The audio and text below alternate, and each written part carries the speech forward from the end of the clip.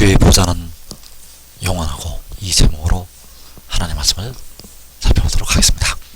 하나님께서 그 보좌에 앉으셔서 영원토록 다스리시게 됩니다. 그래서 이 시간에 주의 보좌는 영원하고, 이 제목으로 하나님 말씀을 살펴보도록 하겠습니다.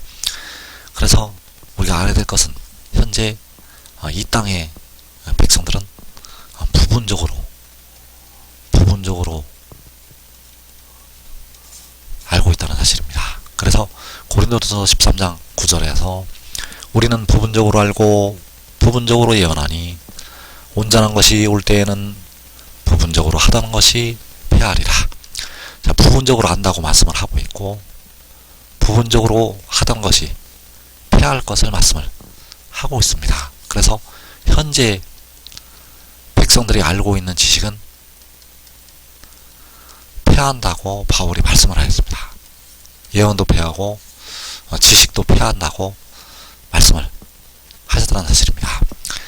그래서 온전한 것이 올 때 하나님의 보좌가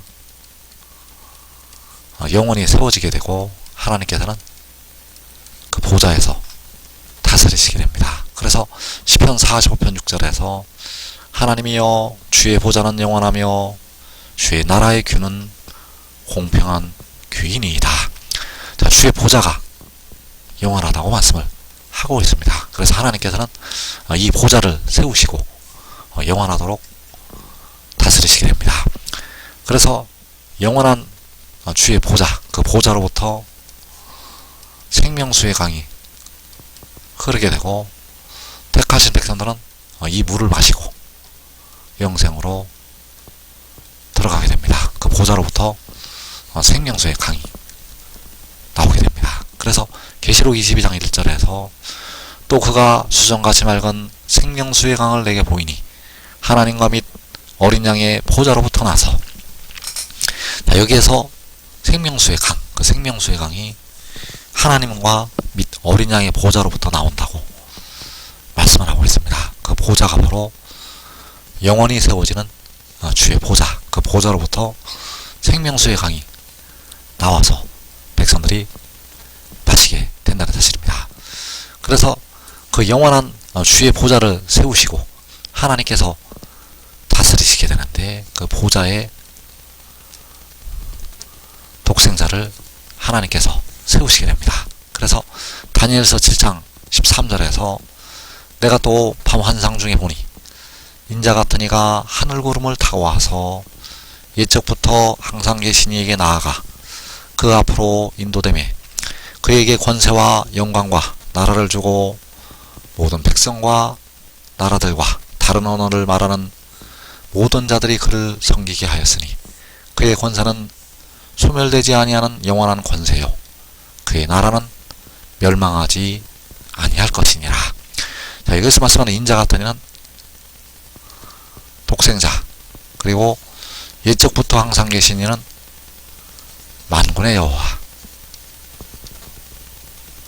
그래서 만군의 여호와께서 독생자에게 권세를 주시게 되고, 그 권세는 소멸되지 아니하는 영원한 권세라고 말씀을 하시고 있습니다. 그래서 만군의 여호와께서 그 보좌에 앉으셔서 다스리게 되는데, 그 독생자 안에 계셔서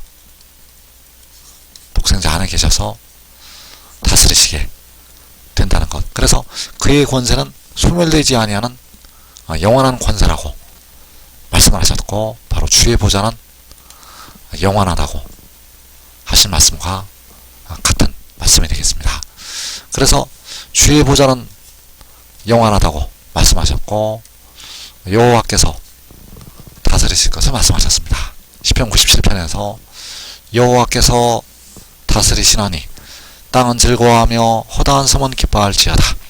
구름과 흑암이 그를 둘렀고 의와 공평이 그의 보좌의 기초로다.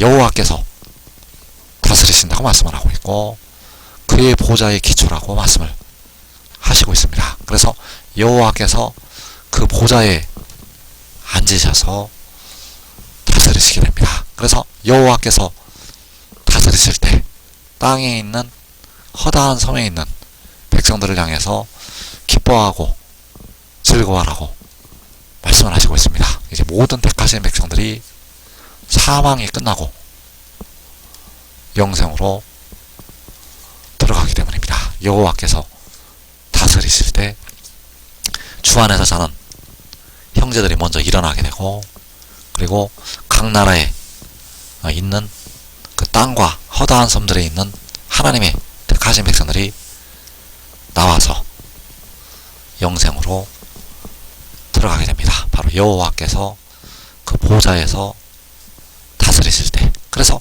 시편 97편을 다시 보게 되면 여호와께서 다스리시나니 땅은 즐거워하며 허다한 섬은 기뻐할지어다. 구름과 흑암이 그를 둘렀고 의와 공평이 그의 보좌에 기초로다. 그래서 그 보좌로부터 불이 나와서 악을 행했던 이방인들을 심판하게 됩니다. 그래서 계시록 6장 5제인에서 땅에 거하는 자들을 심판하여 우리 피를 갚아달라고 부르짖고 있습니다. 바로 순교한 예수 믿는 백성들, 그 백성들이 그 제단 아래서 그 땅에 거하는 자들을 심판해달라고 부르짖고 있다는 사실입니다. 그래서 하나님께서 그들의 원수를 갚아주실 때 불이 나와서 악을 행했던 이방인들을 사르게 됩니다. 그래서 시편 97편 이어지는 3절에서 불이 그의 앞에서 나와 사방의 대적들을 불사르시는도다. 여기서 불이 나온다고 말씀을 하고 있는데, 그 보좌로부터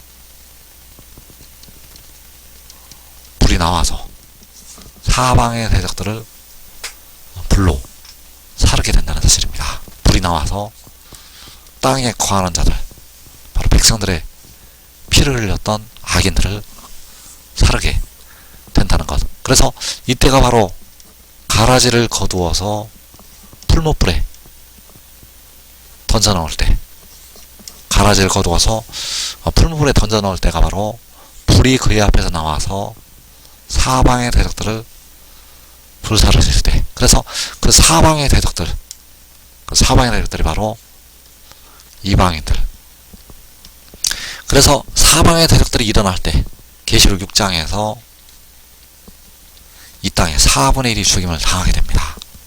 사방의 대적들이 일어날 때 우리 한국 백성들이 육신이 대부분 죽음을 맞이하게 됩니다.